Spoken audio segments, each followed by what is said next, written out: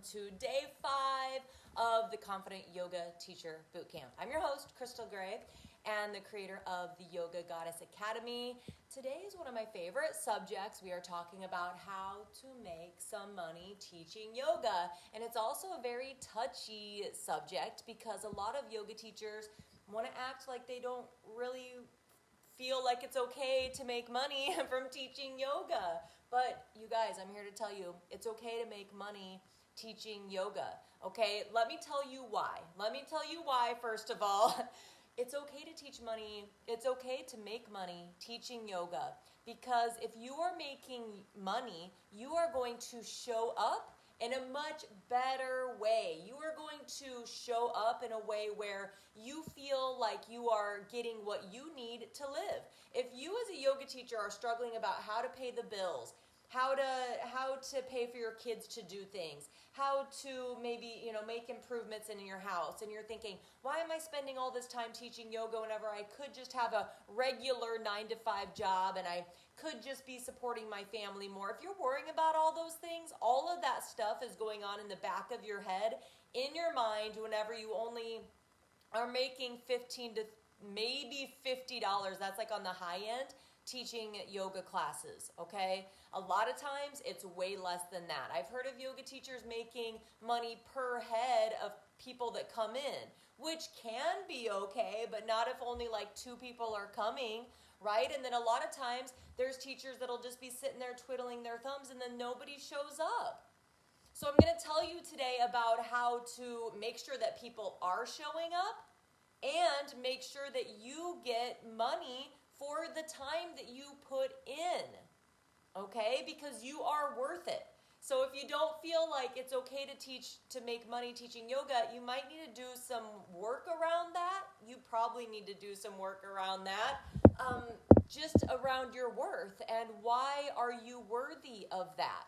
Okay, you spend money on your trainings. You spent money on your 200 hour if you've taken that already. Maybe you're going to spend money on a 500 hour, maybe retreats, continuing education. Okay, that all costs money. Not to mention if you're doing having a website and you're advertising and you're doing all that. That takes money. That is a business. So why isn't it okay to make money teaching yoga? All right.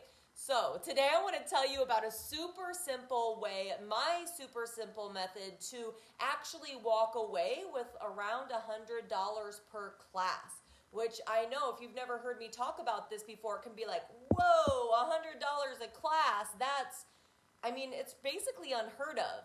And the reason why I think that this isn't taught a lot is because usually yoga teacher trainings are taught in studios. Okay, and now I'm not trying to bash studios. I am a former studio owner myself, and I get that they are also a business, and they're trying to stay afloat. Okay, but they're not going to teach you this method because it doesn't make them as much money, right? And so for studios to make money, usually what they do is they pay their teachers either per head or like a base fee maybe, which is $15 to, on the very high end, like $50 per class, okay? All right, so I hope that you guys are excited. Let me know in the comments if you're excited to learn this method, if you're as excited as I am to teach it. So first of all, the first step that you need to do is brainstorm some places where you can teach yoga. Now, I don't want you to think about studios. Let's think beyond studios. All right, now you can put studios at the bottom of your list. That's fine. If there's some studios, go ahead and put those on your list. But I really want you to think about, okay, especially in the spring and in the summer, whenever the weather's nice, are there any beaches local to you? What about parks, rivers, lakes? Obviously, there would be parks, I guess, at those places. So write down any of those places, okay? Write down, what about schools? Do you have any affiliations with any schools?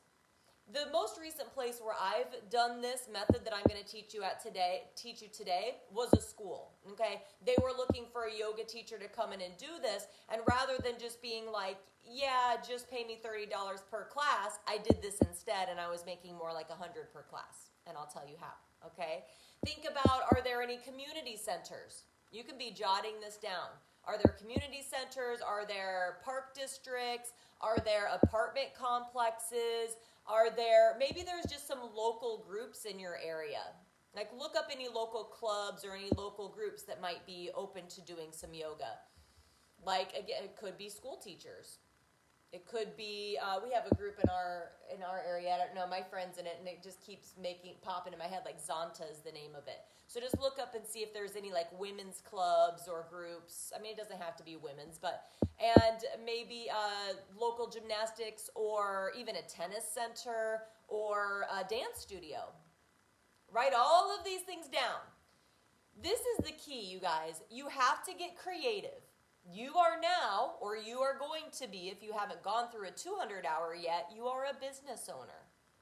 Okay? You are a business. You are your own brand. I know, a lot of times people don't like to hear that are yogis or in the spiritual realm. I get it. In the spiritual realm, that sounded funny. I don't think any of you are ghosts that are doing this, but you know what I mean, in that kind of area. All right? But you have to create opportunities. You have to make opportunities. Don't wait. I said this in another video. Don't wait for somebody to come pounding down your door and asking you to come teach yoga and make $100 an hour or $100 per class. That's not going to happen. Okay, so how can you create opportunities? Don't wait for them to fall into your lap. Okay, now lastly, maybe you do have a local studio that maybe isn't super robust. A lot of studios right now are not really robust. So this works especially well if you have a niche.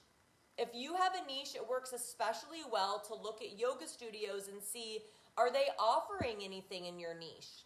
Okay, and if not, that'd be a great way to swoop in so that you're helping them and they're helping you. So it's a symbiotic relationship, all right? But otherwise, if you don't really have any affiliation with a yoga studio, if you don't really have a niche, okay, maybe it's like just beginner yoga, which is a pretty broad niche, but that can work. Chair yoga can work as well. Those are two really good niches that can work for what I'm about to teach you how to do, okay, locally in your community without having to go to a studio.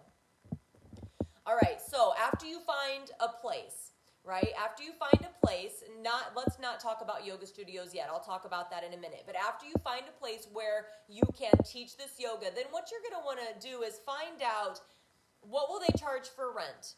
Are you going to do rent or are you going to do a profit split? With a place like this, if it's not a studio, I would probably go on the renting side. It just depends what kind of place is it. If they're going to help you promote it, then they might want to have some sort of split, right? $20 a class might not work for them to actually promote this for you. It's not worth their time. So you kind of have to feel that out. Are they going to help you promote it, or is it going to be mostly you? Because if you're doing all the advertising and promoting and all the legwork, then I would just try to rent the space. Try to see if you can rent it for maybe $20 per class. That is on the low end, but some places you might be able to find that. Okay, especially if it's a place where, they can see it as kind of like a donation, like a place that might need some money, coming in. Now, if it's a studio, then you're probably going to have to do some sort of profit split. Now, this is usually what the profit split is for a workshop. If you're in town yoga teacher, like not traveling really far, usually what I find, and again, using my experience as a previous studio owner, it's usually about 70% for you, 30% for the studio. Now, again, this just really depends. If you're a no-name, and if the studio has a lot of pull and can really fill workshops easily, then maybe you're going to go 60-40, something like that. I hope my math is right. I'm not great at math. All right. Now, if maybe it's like an energy healing center or a wellness center, something like that, where you both have the same kind of target market, that might work well as a profit split as well, because that'll be a really good symbiotic relationship. So there's two different kind of ways to do it. So I want you to write down a list of both types. You might not have any studios in your area. I don't really have any studios right here. I have to travel at least a half an hour to get to a studio. up north, okay, one that I work with. Okay, so after that, what do you do after that? What do you do after you figure out kind of the rent situation and all of that? Well, then what you'll want to do is you'll want to have a series. So the people in actually I teach this in my 200 hour. I give it to them, but I don't really teach them how to do it too much. I kind of lay out the foundation in the 200, but in the 500 hour, I really kind of hold your hand in this process. So what I do in the 500 hours, we come up with a workshop around your niche. Okay, we come up with a workshop around your niche, and then what you do is you sell that workshop, then you upsell this series. Oh, if you really liked this, or if you want to continue working with me, now let's move it into a 4-week series and work together to really take it further, right? To create even more of a transformation. That's just one way to do it. That is a way that I help people in the 500 hour. In the 500 hour, you walk away with that workshop and with this beginner series. But don't worry, in the 200 hour, you get this 4-week beginner series as well. So that, again, you just have something to hit the ground running with. Now, this is how you make the $100 an hour or more or around there. What you're going to do is you will figure out what your minimum's going to be. For me personally, I have a 10-person minimum. All right, I've been teaching a little bit longer. I do have kind of a higher price tag on what my time is worth than I did whenever I was a newer teacher. Just because I'm skilled, I could find other ways to make money. You know, I'm not going to do something for $30 an hour. I'm just not, because I'd rather just hop on a phone call with somebody and do a one-to-one. It's a lot less work for me. I don't have to leave home, things like that. But that, again, comes with time. So as a beginner teacher, as a newer teacher, it might be worth it for you to have a minimum of 5 students. But you need to get clear on what your minimum is. So I would say anywhere from 5 to 10. But today we're going to use the example of a minimum of 10 students. All right, so you're going to have this minimum of 10 students. Then what you're going to do is you're going to figure out what you're going to charge. So you're either going to charge probably from $40 to $60 per 4-week session. Now, this does kind of have to do with what is typically charged for a yoga class in your area.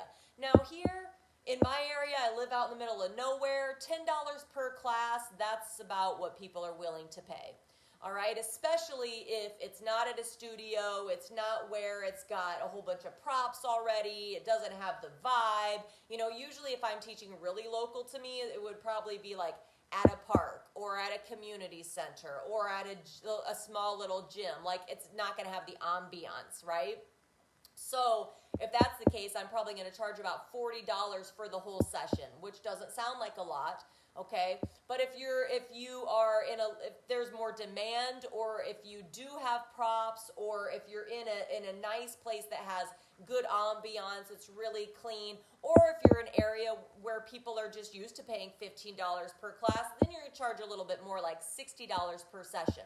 Okay, so we're going to go with the idea that you can charge $60 a session. All right, because in most areas you can get away with charging $50 per class.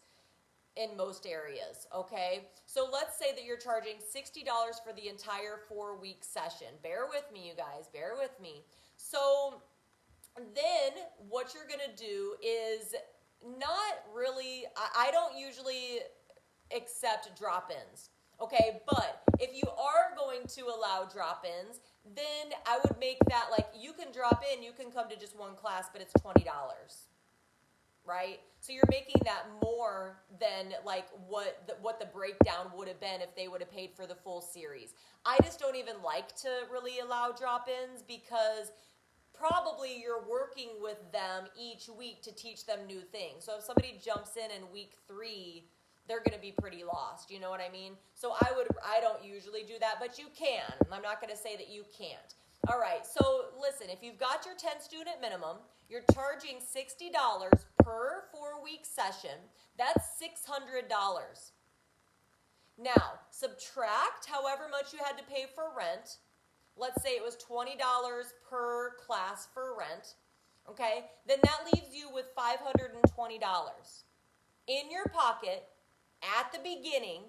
Not sitting around waiting, hoping people are going to show up and pay you. That's the key. You've got that money. If they don't show up, it's no skin off your back. Yes, you want them to show up, but you've already got your money. So you've already been paid for your time.